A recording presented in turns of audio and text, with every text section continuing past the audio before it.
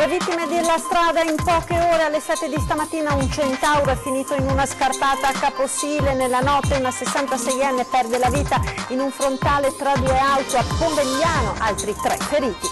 Colline del Prosecco ad un passo dal riconoscimento UNESCO. Ieri da Parigi un'indicazione chiave in vista della decisione finale il prossimo 7 luglio.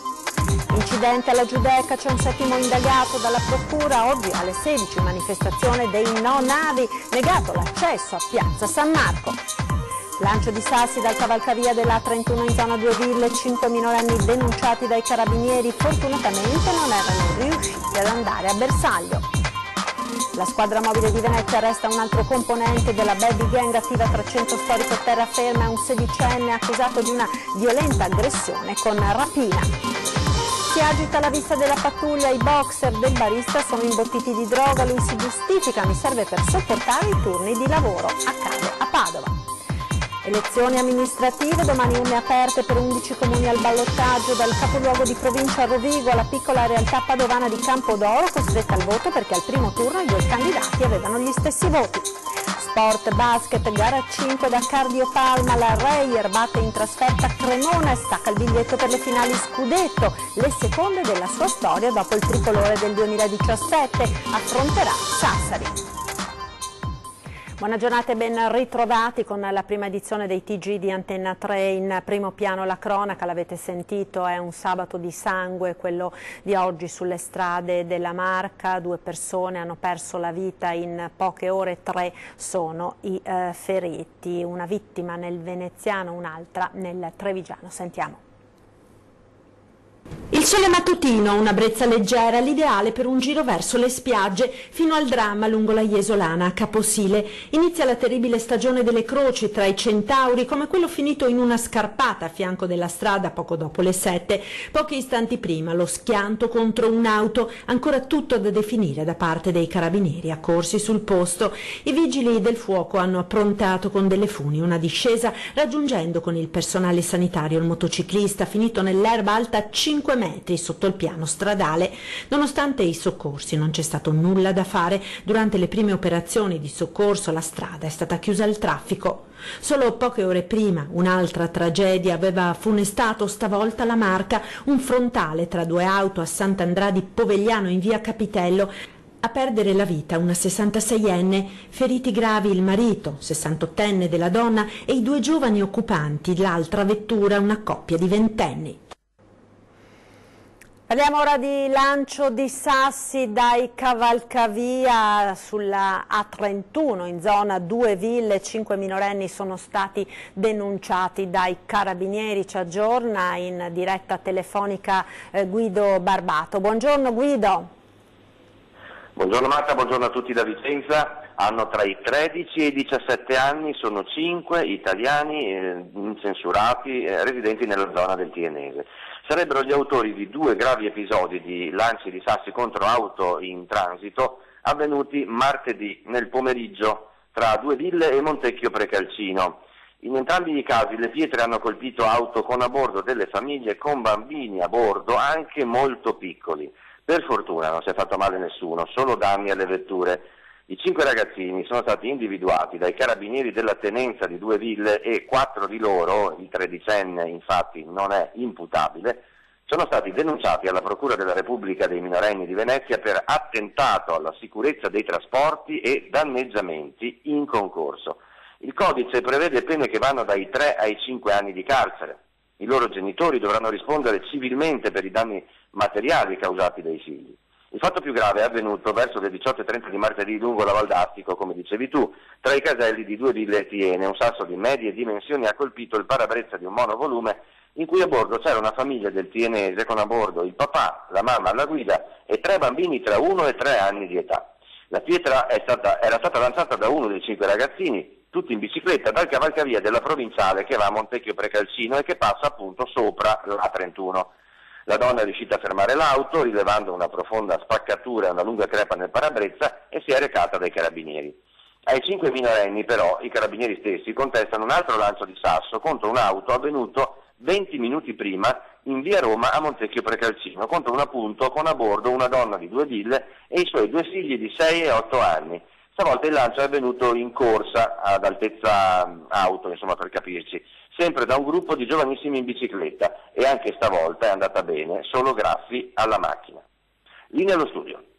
Ecco, grazie a Guido Barbato. Naturalmente maggiori dettagli su questo sconcertante episodio nel corso dei notiziari di questa sera, ma continuiamo con la cronaca che vede ancora minorenni protagonisti di azioni criminali. Stiamo parlando delle baby gang che per settimane hanno imperversato in centro storico e nella terraferma veneziana. Ebbene, la squadra mobile di Venezia ha arrestato un altro componente di una di queste bande.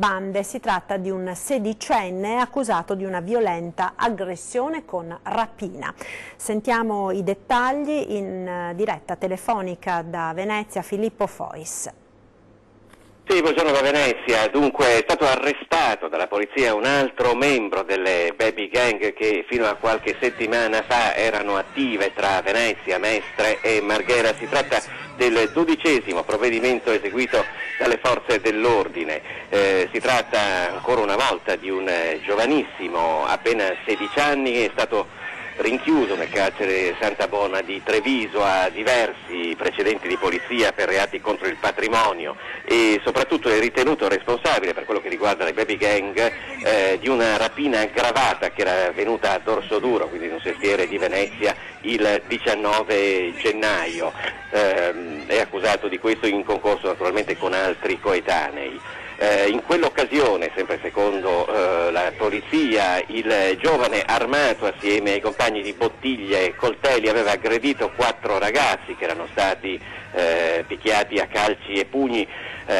Una delle vittime addirittura è stata colpita con un tirapugni e aveva riportato lesioni multiple alle ossa facciali con prognosi di 30 giorni. Ecco, proprio questa vittima era stata derubata di un giubbotto, oltre ad alcuni effetti personali, che è stato ritrovato mercoledì scorso proprio a casa del ragazzo che è stato arrestato ieri. I poliziotti poi lo hanno rintracciato a casa della fidanzata che si trova alla Giudecca. Con questo per ora da Venezia è tutto, vi restituiamo la linea. Colline del Prosecco ad un passo dal riconoscimento UNESCO, la decisione finale il prossimo 7 luglio. Sentiamo. Il Consiglio internazionale dei monumenti e dei siti raccomanda che le colline del Prosecco di Conegliano e Valdobbiadene siano iscritte nella lista del patrimonio mondiale come paesaggio culturale e così diventa in discesa la strada per le colline trevigiane per ambire al prestigioso riconoscimento mondiale alla stregua del Grand Canyon, la Piana delle Piramidi, la Grande Barriera Corallina australiana. Certo, quella per le colline del Prosecco è una raccomandazione, ma di grandissimo peso, visto che il Consiglio internazionale dei monumenti e siti, ICOMOS, è l'organo consultivo dell'UNESCO e si rivolge direttamente ai membri dell'organizzazione dell'ONU cui spetta l'ultima parola. La notizia, arrivata ieri sera dopo la pubblicazione sul sito dell'UNESCO, è stata accolta con grande entusiasmo nella Marca, perché finalmente, dopo la bocciatura dello scorso anno sul piano tecnico, la possibilità di ottenere l'iscrizione nella lista del patrimonio mondiale come paesaggio culturale diventa concreta e probabile. Questa è la realizzazione di un sogno che sto inseguendo da 10 anni, ha commentato il governatore del Veneto Luca Zaia, esprimendo così la soddisfazione per il parere positivo di ICOMOS sul potenziale delle colline del Prosecco ad essere iscritte nella lista dell'UNESCO. Zaia osserva che il riconoscimento del patrimonio dell'umanità consacra e premia il lavoro di tante persone che negli anni si sono spaccate la schiena per donarci, dice, il meraviglioso paesaggio delle colline del Prosecco di Conegliano Valdobbiadene. Ora non resta che attendere. La decisione finale verrà presa il prossimo 7 luglio con lo scrutinio decisivo in Azerbaigian. Andiamo ora a Venezia per tornare a parlare delle grandi navi. Dopo l'incidente di domenica scorsa alla Giudecca c'è un 7° indagato dalla procura ed intanto oggi pomeriggio alle 16 è prevista la manifestazione dei no grandi navi. Agli organizzatori è stato però negato l'accesso a Piazza San Marco. Ci aggiorna in diretta da Venezia Ilaria Marchiori. Buongiorno Ilaria. Buongiorno da Venezia, oggi è il giorno della grande manifestazione contro il passaggio delle grandi navi in laguna. La partenza sarà alle ore 16 dalle Zattere, ma almeno per ora quel che è certo è che i manifestanti non potranno arrivare a San Marco, perché il Comitato Provinciale per l'Ordine e la Sicurezza Pubblica, se da una parte ha garantito la manifestazione impegnandosi comunque a garantirne la massima visibilità, dall'altra ha vietato appunto l'accesso ai Masegni dalla Basilica nel rispetto della direttiva del Ministero dell'Interno. Eppure dal leader del Comitato No Navi, Tommaso Cacciari, è arrivato il chiaro messaggio: noi a San Marco ci vogliamo arrivare. E infatti almeno per ora sembra che si stia ancora discutendo, si stia cercando di trovare un accordo sulla questione, soprattutto per evitare che nel pomeriggio si possano creare scontri e tafferugli. Dunque, cosa accadrà se invece decideranno di vietare l'accesso a San Marco? Quanto all'operatività del porto, invece oggi il terminal dei passeggeri di Trieste, ricordiamolo invece che fornirà 2 approdi straordinari alle navi da crociera, la Costa Luminosa e la MSC Musica, che hanno circa 10.000 passeggeri a bordo, che sbarcheranno verso le 8 sul molo Bersaglieri, navi che, lo ricordiamo, dovevano arrivare alla Marittima, invece dopo l'incidente di domenica nel canale della Giudecca si è deciso di far arrivare a Trieste. Non ci resta che attendere di capire la decisione definitiva del prefetto proprio in merito all'ingresso dei manifestanti a San Marco. Da Venezia per ora è tutto, restituisco la linea allo studio. E proseguiamo con la cronaca. Un incendio di vaste proporzioni è scoppiato ieri sera, poco prima delle 22, a Olmi di San Biagio di Callalta, ai danni di un capannone. Sul posto si sono immediatamente recati sia i carabinieri che i vigili del fuoco di Treviso, con 3 squadre, oltre ad una squadra dei volontari di Asolo. A chiamare i soccorsi sono stati alcuni residenti dell'area, dopo essersi accorti che un denso fumo nero si stava sprigionando dalla struttura adibita a magazzino per materiale edile, andato completamente in fiamme assieme a del materiale isolante. Fortunatamente non si registrano feriti, non si conoscono ancora le cause che hanno scatenato il rogo. Da Padova ora si agita la vista della pattuglia perché aveva i boxer imbottiti di droga. Lui si giustifica: mi serve per sopportare i turni di lavoro. Sentiamo. Se avesse continuato a pedalare senza mostrare agitazione, molto probabilmente sarebbe passato inosservato. Invece un barista padovano, alla vista della pattuglia dei carabinieri, ha cominciato a dare segnali di nervosismo e così i militari si sono insospettiti, lo hanno fermato. Nei boxer aveva 60 grammi di marijuana. Il barista, 40enne, gestore di un locale della centralissima via Umberto I a Padova, ha fatto subito mea culpa. La marijuana mi serve per sopportare i turni di lavoro massacranti, ha detto ai carabinieri, che lo hanno fermato mentre era in bicicletta in via Montà, poco lontano dalla sua abitazione. E proprio in casa i militari hanno trovato altri 5 grammi di marijuana e hashish. Il barista è stato così arrestato per detenzione ai fini di spaccio, processato per direttissima e è stato scarcerato. Elezioni amministrative, sono 11 i comuni che domani saranno impegnati nel turno di ballottaggio, amministrazioni sopra i 15.000 abitanti, dove 2 settimane fa, al primo turno, nessuno dei contendenti è riuscito a superare il 50% di preferenze. Occhi puntati soprattutto nell'unico comune veneto capoluogo al voto, che è Rovigo. Nel padovano 3 gli appuntamenti a Monselice, Cadoneghe e nel singolare caso di Campodoro, piccolo comune però costretto a nuova votazione perché i 2 candidati sindaco hanno ottenuto esattamente lo stesso numero di voti. In provincia di Treviso un solo comune al ballottaggio, Mogliano, 2 nel veneziano, Noale e Spinea, 3 nel veronese, San Bonifacio, Negrardi, Valpolicella e Pescantina, 1 nel vicentino. Valdagno si vota, lo ricordiamo, dalle 7 alle 23.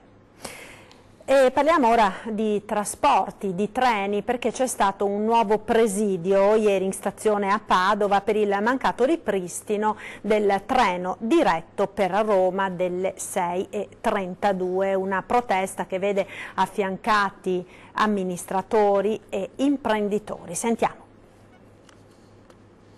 Era chiamato il treno dell'economia, partenza ore 6:32 dalla stazione di Padova, arrivo senza fermate intermedie a Roma alle 9:30. Da dicembre però Trenitalia ha cancellato questo Frecciarossa, causando non pochi disagi alle imprese del territorio. Per questo motivo amministratori locali, rappresentanti delle associazioni di categoria si sono dati appuntamento in stazione a Padova e hanno protestato contro la cancellazione del Frecciarossa delle 6:32. È un interesse della città di Padova e un rispetto verso il Veneto. Faccio ancora fatica a capire perché hanno tolto il treno. Qualcuno mi dice che non era sotto l'aspetto commerciale attivo. Io ogni volta che lo prendevo era strapieno. In prima fila il sindaco Giordani con il consigliere comunale Luigi Tarzia, che aveva promosso una mozione in consiglio comunale contro la cancellazione del convoglio.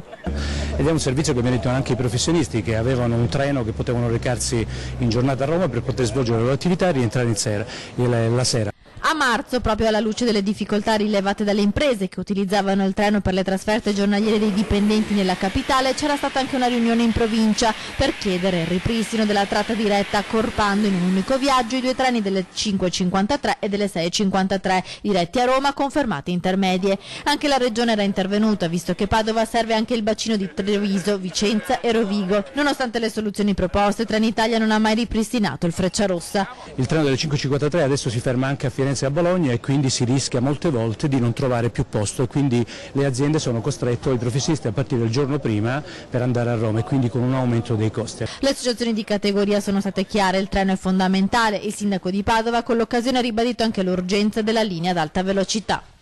Interessava anche alle Ferrovie dello Stato perché era una bella cosa e si è fermato tutto. Se fermiamo tutto, si ferma tutto.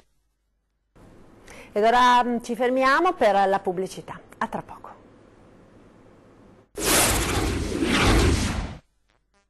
Vicenza. Eccoci nuovamente in studio con la prima edizione dei TG di Antenna 3. Andiamo ora a Bassano del Grappa. Dopo il principio di incendio sul Ponte degli Alpini si va verso un'ordinanza che proibirà di bere e di fumare per tutelare il monumento.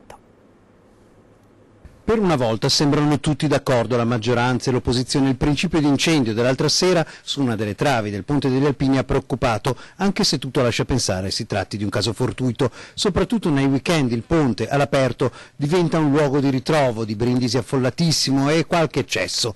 Così scatta l'idea di proibire il fumo e il bere.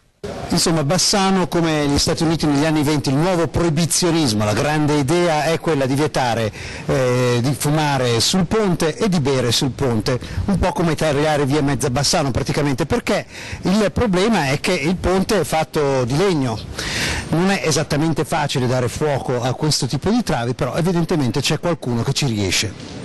Certo, le proibizioni si possono anche mettere, per esempio sul Ponte Vecchio non si può passare in bici, ma quanti la rispettano questa disposizione? Ben pochi, e lo diciamo a ragion veduta e per quotidiana esperienza.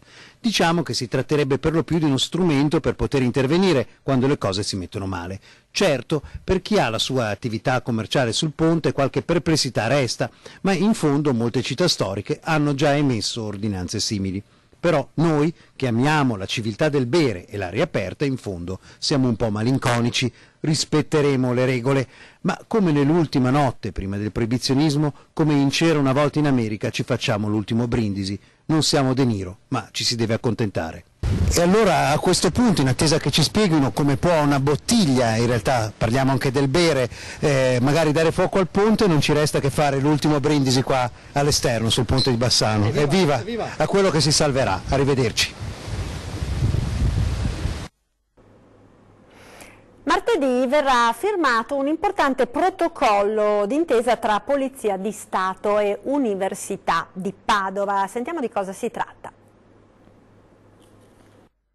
Università e Questura di Padova mettono a disposizione i loro saperi. In sintesi, questo è quello che avverrà grazie ad un progetto di collaborazione tra l'Ateneo e la Polizia di Stato. Il protocollo d'intesa tra Ministero dell'Interno e Dipartimento di Diritto Pubblico Internazionale e Comunitario del BO verrà firmato la settimana prossima dal capo della Polizia e dal rettore dell'Università. Questo consentirà un interscambio di conoscenze che potranno migliorare molti aspetti dell'acquisizione e della conservazione delle prove da utilizzare nel processo penale, così come gli aspetti legati alla polizia scientifica che per prima interviene nella scena del crimine. Mirerà alla realizzazione di seminari, di convegni, potrebbero esserci dei corsi di formazione pensati anche appositamente destinati al personale della polizia scientifica, dopodiché ci si muove su un versante diverso in cui verranno coinvolti gli studenti e quindi è prevista la possibilità di stage per gli studenti presso la polizia. Al tempo stesso si prevede anche la possibilità eventualmente per appartenenti alla polizia di effettuare stage presso l'università. L'università con il cortile antico del BO sarà anche la sede a partire da martedì 11 giugno di una mostra fotografica nazionale itinerante dedicata agli avvenimenti storici del nostro paese raccontati dalle istantanee della polizia scientifica. In particolare per Padova verranno esposte foto inedite riguardanti 4 avvenimenti che hanno segnato la nostra città: la liberazione del generale americano Dozier nel 1982, l'assalto al treno della banda Maniero, il furto del Mento del Santo negli anni 90 e gli omicidi del serial killer Profeta nel 2004. Si è conclusa con una visita alla fattoria didattica la campagna di educazione ambientale sul consumo di latte che ha visto coinvolte oltre 200 scuole primarie di tutto il Veneto. Vediamo. È il primo alimento con cui l'essere umano viene nutrito, stiamo parlando del latte, spesso però non ci rendiamo conto della sua importanza. Per questo motivo oltre 30.000 bambini di 238 scuole primarie di tutto il Veneto sono stati coinvolti in queste settimane in una campagna di educazione alimentare sul consumo di latte, finanziata dall'Unione Europea e realizzata dal Ministero delle Politiche Agricole con la collaborazione territoriale della Regione Veneto e della Camera di Commercio di Venezia e Rovigo. Un progetto strategico importante perché permette a questi bambini di età da 6 agli 11 anni di entrare in contatto con la realtà della produzione del latte ma anche della filiera del latte, quindi praticamente toccare con mano quello che succede, quella che è la genuinità di un prodotto, qual è il percorso, e quindi è anche una cosa culturale perché i bambini cominciano a capire non solo il significato dei prodotti naturali per la loro alimentazione, quindi è una cosa di insegnamento, ma anche capiscono il valore della filiera e il valore della genuinità del prodotto. Il progetto, che ha visto i piccoli alunni veneti coinvolti in laboratori didattici e degustazione di ghiotte, merende e prodotti caseari, si è concluso con una visita alla fattoria Il Flauto Magico di San Giorgio in Bosco, dove i bambini hanno potuto vedere come vengono munte le mucche, primo passo della produzione del latte. Il latte è una preziosa risorsa perché è ricco di vitamine, è quello che in gergo viene definito un prodotto ad alta densità nutrizionale. In Veneto inoltre il latte è anche un'importante risorsa economica del comparto agricolo. Ricordo che il Veneto è la quarta regione per produzione di latte a livello nazionale, con più di 12 milioni di quintali di latte prodotto e circa 3.000 stalle, quindi che danno alla nostra regione 400 milioni di prodotto lordo vendibile, quindi insieme al buon latte prodotto in Veneto certificato che va a far formaggi e DOP, ma anche a essere sulle nostre tavole con dei marchi di qualità importanti e dei controlli essenziali. Ed ora la pagina dello sport con il basket, l'Umana Reyer espugna Cremona e si prepara alla finale scudetto contro Sassari. Credo che onestamente abbiamo giocato forse la miglior partita della stagione nel momento più difficile. Questo la dice lunga sulla solidità di questo gruppo, soprattutto di questi giocatori che ringrazio perché si sono facendo delle scelte abbastanza forti, abbiamo trovato un'unità di gruppo clamorosa. L'Umana Reyer ha dato ancora una volta prova di grande solidità, battendo Cremona 69-79 e conquistando la finale scudetto contro Sassari. È stata una partita controllata, soprattutto con grande attenzione e solidità difensiva, perché credo che abbiamo fatto una partita difensiva di altissimo livello, stando molto attenti alle caratteristiche, e l'attacco è venuto di conseguenza, trovando spaziature importanti, con lucidità sempre per mettere la palla dove volevamo. È venuta fuori una partita in controllo nel momento più difficile. Ora attenzione attenzione e concentrazione saranno sulla finale, la seconda che i ragazzi di coach De Raffaele conquistano in 3 anni.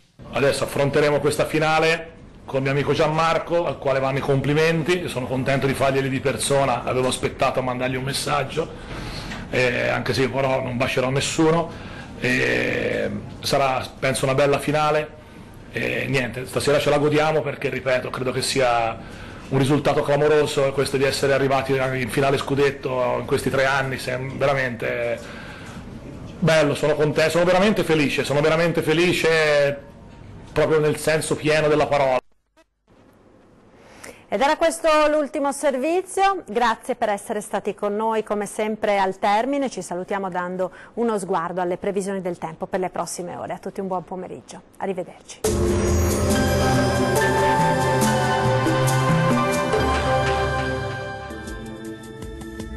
Ben ritrovati al meteo. Alta pressione sulle nostre regioni, ci attende un inizio di weekend all'insegna del bel tempo. E allora vediamo il dettaglio della giornata di sabato. Sul Veneto sarà ampiamente soleggiato su tutti i settori, il cielo si presenterà sereno o al massimo poco nuvoloso su tutte le province. Non sono attese piogge. Temperature minime tra 12 e 19 gradi, massime in ulteriore lieve aumento comprese tra 24 e 28 gradi. Ci spostiamo ora sul Friuli Venezia Giulia, dove non cambia la situazione, sarà infatti una giornata soleggiata dappertutto e il cielo si presenterà sereno o al massimo poco nuvoloso. Temperature minime tra 17 e 19 gradi, massime comprese invece tra 23 e 28 gradi. Raggiungiamo infine il Trentino Alto Adige, dove anche qui sarà bel tempo, sarà infatti ampiamente soleggiato ovunque, il cielo sarà sereno ma non si esclude qualche piovasco, specie in serata, sui settori di confine. Temperature minime tra 15 e 17 gradi, massime tra 28 e 30 gradi circa. Dal meteo di Antenna 3 per ora è tutto, arrivederci.